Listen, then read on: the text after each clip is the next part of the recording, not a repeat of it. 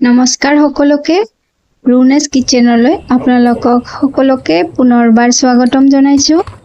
আজি মই আপোনালোকৰ কাৰণে মধুৰীৰ জেলি ৰেচিপি এটা লৈ আনিছো। এইবিধ ৰেচিপি খুব সহজে আপোনালোকে ঘৰতে বনাই খাব পাৰিব। বহুতেই টেষ্টি হয়।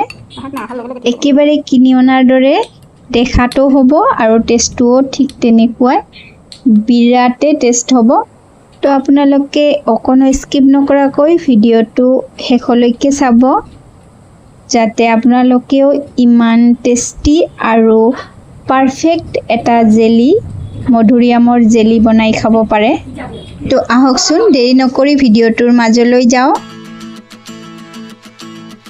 Welcome to Runa's World, where we share the joy of cooking, home, gardening, and daily life. এই ৰেচিপিটো বনাবৰ কাৰণে মই প্ৰথমতে 1 কেজি মাধুৰিআম লৈছোঁ। মাধুৰিআমখিনি পকা হ'লে বহুত বেছি ভাল হয়। মাধুৰিআমখিনি ধুই প্ৰেছাৰত দি 4-5টা মান চিটি মাৰি তাৰ পিছত ৰসটো উলিয়াই লৈছোঁ। মই চেকনিৰে চেকি এয়া চাব পাৰিছে, চেকনিৰে চেকি ৰসটো অনলি উলিয়াই লৈছোঁ। ইয়াতে এইটো সাইট্ৰিক এচিড দেখিব পাৰিছে, এইটো ইমান বেছি নিদিওঁ, ইয়াৰে আধা দিম মই। আৰু দিয়াৰ পিছত ইয়াতে চিনিও মিহলাই ল'ম। যিমানখিনি চিনি আপোনালোকে খাব পছন্দ কৰে সিমানখিনি, ইমান বেছিও যে দিব লাগিব তেনেকুৱা নহয়। 1 কেজি মাধুৰিআম লৈছিলোঁ আৰু তাতে ইমানখিনি ৰস ওলাইছে। ইয়াতে 1 কাপ চিনি দিলে হৈ যাব বা 1.5 কাপো দিব পাৰিব যদি মিঠা বেছি খোৱা পছন্দ কৰে। মই কেঁচা মধুৰিআম লৈছিলোঁ যাৰ কাৰণে ৰংটো ভাল হোৱা নাই, সেইটো কাৰণে মই ফুড কালাৰ ইউজ কৰিছোঁ। চাব পাৰিছে এইটো ফুড ৰেড কালাৰ ইউজ কৰিলোঁ। তো ৰেড কালাৰৰ জেলি ভালে লাগে, কিন্তু এইটো যদি মই কালাৰ নিদিলোহেঁতেন তেনেহ'লেও এইটো অৰেঞ্জ কালাৰ হ'লহেঁতেন, যিহেতু সাইট্ৰিক এচিড দিছিলোঁ। আগাৰ আগাৰ পাউডাৰ দিলে বেছি সময় আৰু জাল কৰি থাকিব নালাগে, এবাৰ উতলিলে হৈ যাব। তো মই বেছি নহয়, এচামুচ সৰু চামুচেৰে আগাৰ আগাৰ পাউডাৰ দিছোঁ। এইটো বেলেগে খুলি লৈছোঁ এটা কাপত আৰু তাৰপিছত ইয়াতে ঢালি দিম আৰু ঢালি দি বেছি উতলাই থাকিব নালাগে, বাছ হৈয়ে গৈছে, এবাৰ উতলিলে হৈ গ'ল। ইয়াৰ পিছত অলপমান ঠাণ্ডা হ'বলৈ দিম আৰু তাৰপিছত ছাৰ্ভ কৰিম। বেছি আকৌ ঠাণ্ডা হ'বলৈ নিদিব, অলপ অলপ গৰম থাকোঁতে বটলত মানে য'ত যিন পাত্ৰত ৰাখিব সেই পাত্ৰটোত অলপ অলপ গৰম থাকোঁতে ভৰাই ল'ব। তো এতিয়া মই গেছৰ ফ্লেমটো বন্ধ কৰাৰ পিছত এইটো ঠাণ্ডা কৰি আছোঁ অলপ, আৰু ইয়াৰ পিছত বটলটোত ভিতৰত ভৰাই দিম।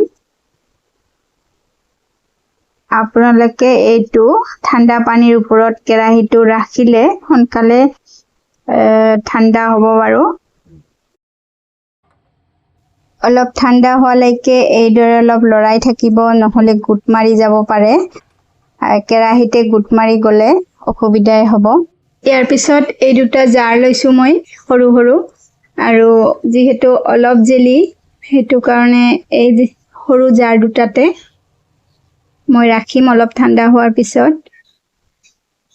এইখিনিতে এটা কথা ক'ব বিচাৰিম, আপোনালোকে যদি মোৰ ভিডিঅ' অলপো ভাল লাগে তেনেহ'লে এটা লাইক দিব আৰু চেনেলটো ছাবস্ক্ৰাইব কৰি লগতে থাকিব। আৰু নতুন বন্ধু বান্ধৱীসকলে বেল আইকনটো প্ৰেছ কৰি নটিফিকেশ্যন অল কৰি ৰাখিব, যাতে মোৰ এনেকুৱা ধৰণৰ ভিডিঅ' আহিলে আপোনালোকে নটিফিকেশ্যন পাব পাৰে। তো এতিয়া দেখিব পাৰিছে মই জাৰৰ ভিতৰত ভৰাই দিছোঁ আৰু ইমান ধুনীয়া কালাৰ হৈছে আৰু খাবলৈও বহুত টেষ্টি হৈছে।